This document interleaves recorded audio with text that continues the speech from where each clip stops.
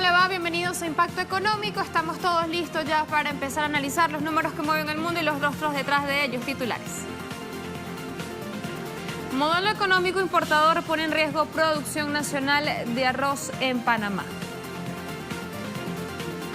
Nuevo gobierno de Costa Rica avanza en sus planes de la reforma tributaria. ¿Qué contiene y por qué causa tanta polémica? Lo hablamos hoy en nuestra arista económica.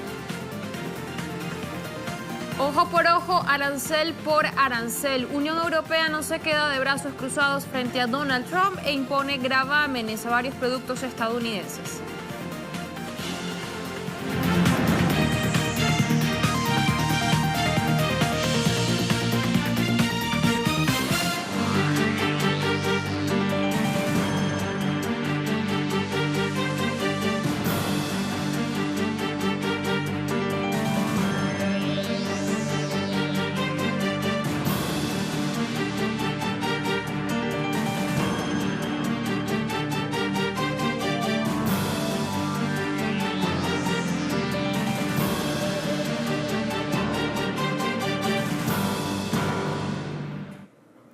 En Panamá, productores de arroz denuncian que su producción se ve afectada por las altas importaciones del Estado y que han tenido como consecuencia la disminución de la producción nacional a expensa de los grupos económicos que se benefician de este negocio importador. A continuación vamos a ver el siguiente trabajo de investigación preparado por nuestro compañero Hugo Vera.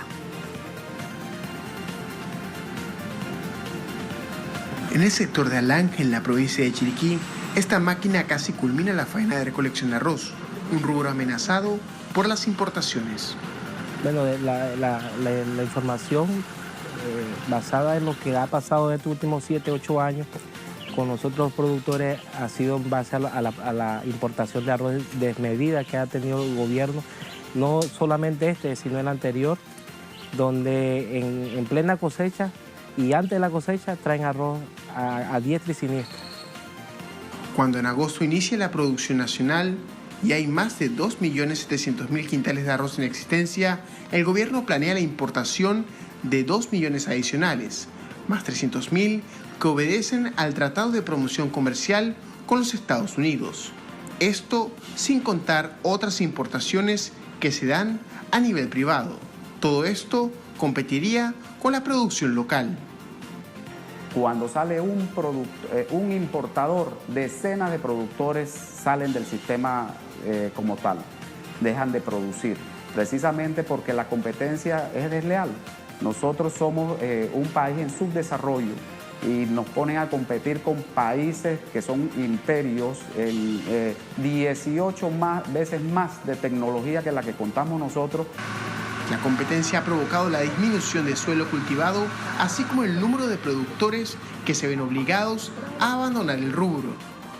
Producía 42.000 hectáreas de arroz, en este momento está entre 17.000 y 18.000 hectáreas. Más del 50% de los productores han perdido por esta situación. Éramos a nivel nacional arriba de 2.000 productores de arroz a nivel nacional.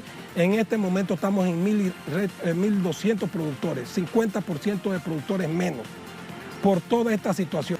Al abandono se suman casos como el de estos hilos que tenían como finalidad proteger el grano de los productores locales. Hoy la propiedad está en manos del Banco Estatal y pese a las peticiones de los productores porque se reactive y las muchas promesas del gobierno, esto sigue sin darse. Lleva 4 o 5 años de estar allí y no hacen nada por los intereses, vuelvo y le repito, económicos de unos grupos que no les conviene que este molino lo tenga una asociación o el Estado tampoco, que entre en competencia. Así como el arroz, otros productos se ven afectados por las desmedidas importaciones, debilitando aún más el sector agrario y poniendo en riesgo la soberanía y seguridad alimentaria del país. Hugo Vera, Telesur, Ciudad de Panamá. Ahí lo teníamos, sucede en Panamá, pero el Fondo Monetario Internacional se hace sentir con más frecuencia en América Latina y a Panamá también le ha recomendado su recetario ortodoxo, ese que se compone de recortes a la inversión social para, dicen, sostener los niveles de crecimiento. Los expertos señalan que las medidas causarán un severo daño a los panameños, sobre todo a esos sectores menos favorecidos. Según la Comisión Económica para América Latina y el Caribe, CEPAL, Panamá solo destina 7,4% de su Producto Interno Bruto a la inversión social, uno de los más bajos de la región. Asimismo, el país solo invierte un 3% del PIB en educación y mantiene un déficit habitacional de 150.000 viviendas. El 25% de la población no tiene servicios sanitarios, 5% no cuenta con agua potable, un 11% sufre de desnutrición, un 19% se alimenta inadecuadamente, mientras que otro 11% vive en casa con pisos de tierra. Todo esto entonces empeoraría si se aplican las recomendaciones del FMI, y así lo reiteran las siguientes opiniones.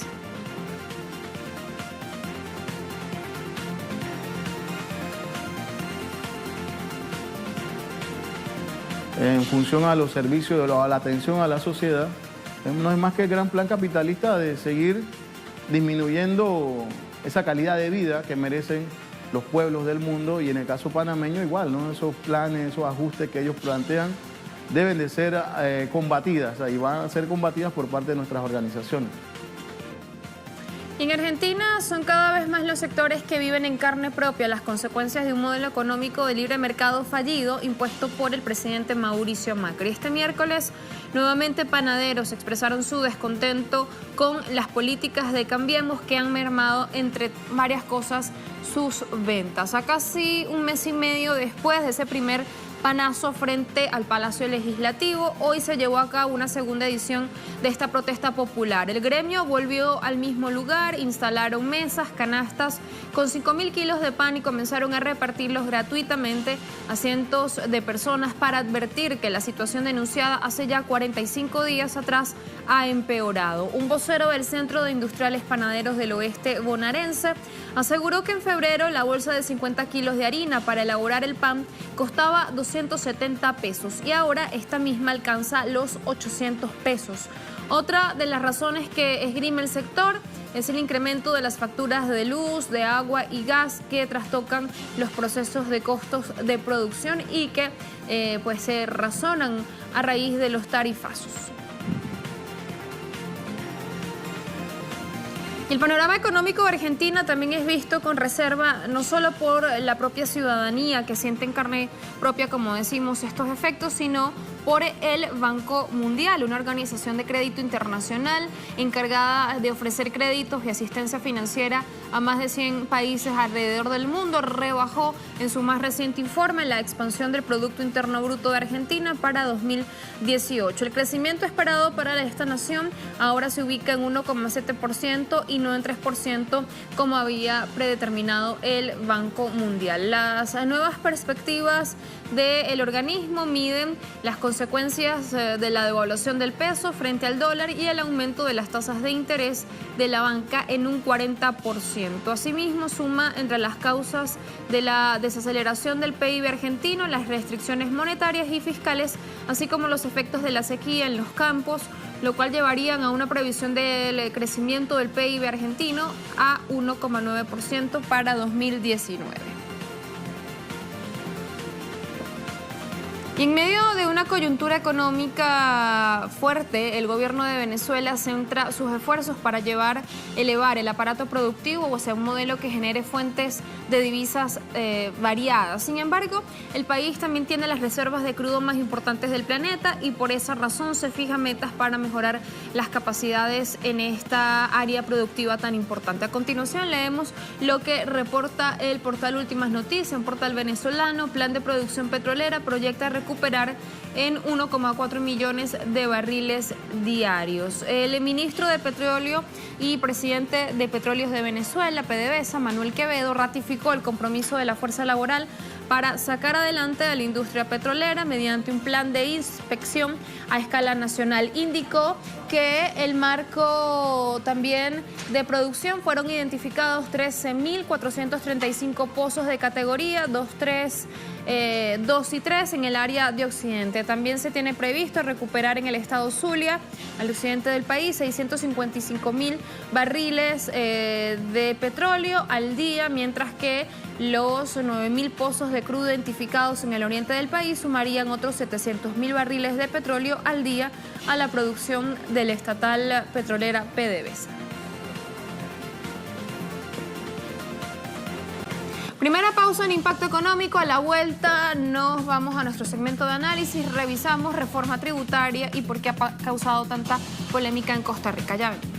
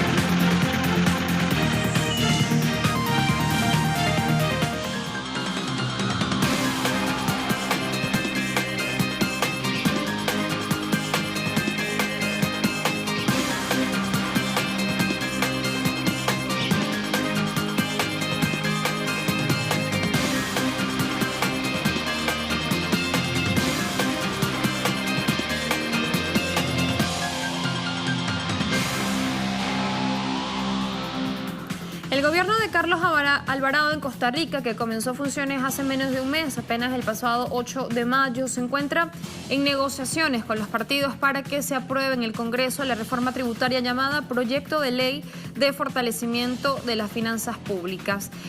Se trata del intento número 11 por realizarla, ya que los gobiernos anteriores no consiguieron el suficiente consenso para que fuera aprobada. A continuación, vamos a explicar qué plantea y en qué se traduce para los bolsillos de los costarricenses. Tras un acuerdo entre varios partidos, este proyecto estuvo cerca de ser votado por el Congreso anterior, que terminó funciones el 1 de mayo. Pero no fue así, y el nuevo Congreso ha defendido su derecho de enmienda, aunque los partidos han reconocido la urgencia de avanzar. El principal objetivo del Ejecutivo con este proyecto de ley es aumentar la carga impositiva a través de la conversión del impuesto de ventas del 13% en uno de valor agregado con la misma tasa, pero aplicable a una mayor cantidad de productos y servicios. De esta manera, se pagará impuestos por la entrada a cines o teatros, a conciertos o eventos artísticos, a eventos deportivos como partidos de fútbol, por servicios profesionales como ejemplo abogados, médicos y arquitectos, por alquilar un vehículo o llevar al mecánico, por servicios de transporte, excepto aquellos que sean públicos. Según la nueva propuesta, habría además, en principio, una tasa del 4% para los servicios de educación y salud privados. El objetivo es que en un periodo de 5 años se alcance el total de la tasa, es decir, el 13%. En esta condición de gradualidad se suman algunos servicios de construcción y turismo. Plantea también una regla fiscal para controlar el gasto. Esa iniciativa estable que en el presupuesto de la República los gastos corrientes no podrán exceder los ingresos corrientes. Con ello, el gobierno podrá endeudarse con el fin de hacer inversiones para la cual no se establecen límites. Reducciones en pluses salariales en el sector público como la dedicación exclusiva, la prohibición y las anualidades. Y modificaciones en otros que se otorgan por rendimiento del trabajador. Se propone gravar los salarios mayores a 2.1 millones de colones y un tope de 5.4 millones a los salarios de los funcionarios públicos y jerarcas de los poderes del Estado y la administración pública. Se propone un cambio en el impuesto de renta que tiene que ver con las rentas al capital. Se incluye un impuesto del 15% a las ganancias de capital, por lo que si usted vende un lote o una casa a un precio mayor al que la compró, tendrá que pagar ese 15% adicional. Para las organizaciones sociales y sindicales del país, el impuesto al valor agregado se considera un impuesto regresivo y por esta razón, algunos legisladores propusieron dejar fuera de imposición aquellos bienes considerados de primera necesidad. Consideran que es un aumento de impuesto que afectará negativamente a todas las familias costarricenses. La introducción del IVA implicará que la mayoría de servicios tenga que pagar este nuevo tributo, el cual es muy probable recaiga en los consumidores y no en las personas y empresas que ofrezcan el servicio. Denuncian que este proyecto de ley empobrecería a la clase trabajadora y a los sectores más vulnerables, sin tocar a los grandes evasores y defraudadores fiscales. Quitarnos muchas posibilidades para nosotros poder vivir en realidad como la gente. Todavía nos quieren hacer más pobres de lo que somos. El plan fiscal es debido a mucha corrupción que ha habido aquí de parte de los gobiernos. Además, la reforma fiscal encarecería las medicinas. Según un comunicado del Colegio de Farmacéuticos, uno de los grandes hitos en la historia sanitaria del país ha sido el que la importación o compra local de medicamentos esté exenta de todo tipo de tributo y sobretasa, a excepción de los derechos arancelarios, gracias a una protección que le ofrece el marco jurídico. Con el cambio presentado en el nuevo proyecto de ley se estaría experimentando un retroceso en el ámbito de tutela del derecho al acceso a medicamentos y, por lo tanto, se estaría afectando la protección a la salud y el derecho a la vida de todos los ciudadanos. La reforma implicaría un desmejoramiento de las condiciones de acceso a los medicamentos, cuyo consumidor final tendría que pagar más en cada compra. Por otro lado, hay quienes afirman que la sumatoria de los planteamientos de la reforma podría impactar negativamente en el nivel de pobreza, que es del 20% actualmente, y en la desigualdad de la distribución de ingreso, y que al mismo tiempo es probable que la aplicación generalizada del IVA provoque la reducción del consumo, que, junto con las exportaciones, se encuentran motorizando la economía. Nos vamos así a la segunda pausa en Impacto Económico, a la vuelta a nuestro recorrido 360, la guerra comercial abierta entre Estados Unidos y otros países, en este caso la Unión Europea, ¿qué responde? Ya veremos.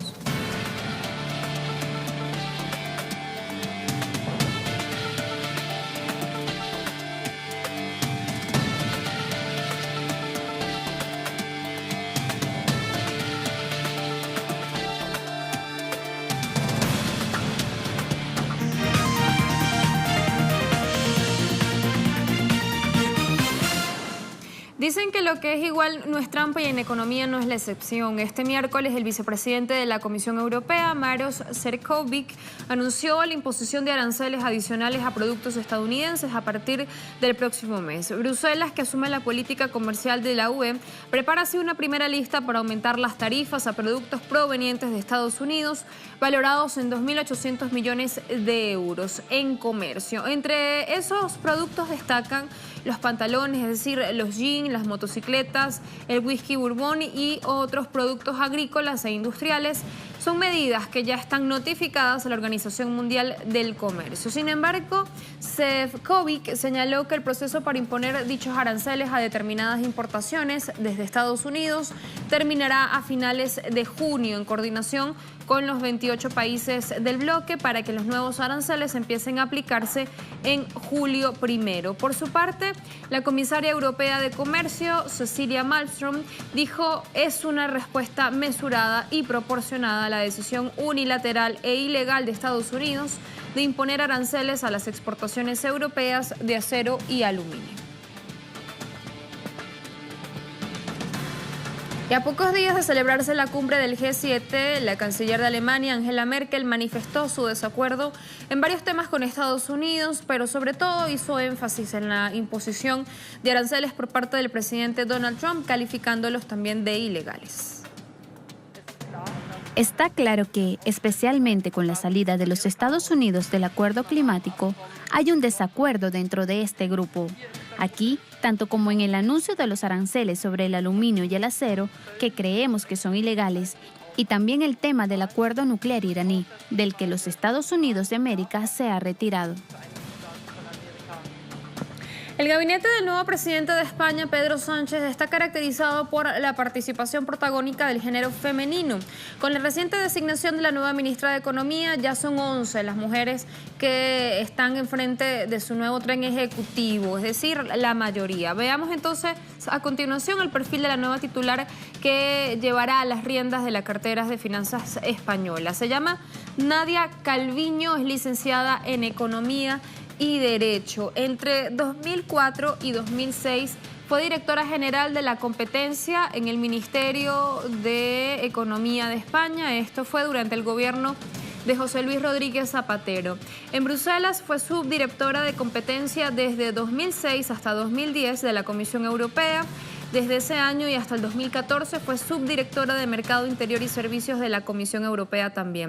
Ahora, entre 2014 y 2016 ocupó el cargo de directora general de Defensa de la Competencia en el Ministerio de Economía de España y desde 2014 se desempeña en el cargo de directora general del Presupuesto de Bruselas, de la Comisión Europea.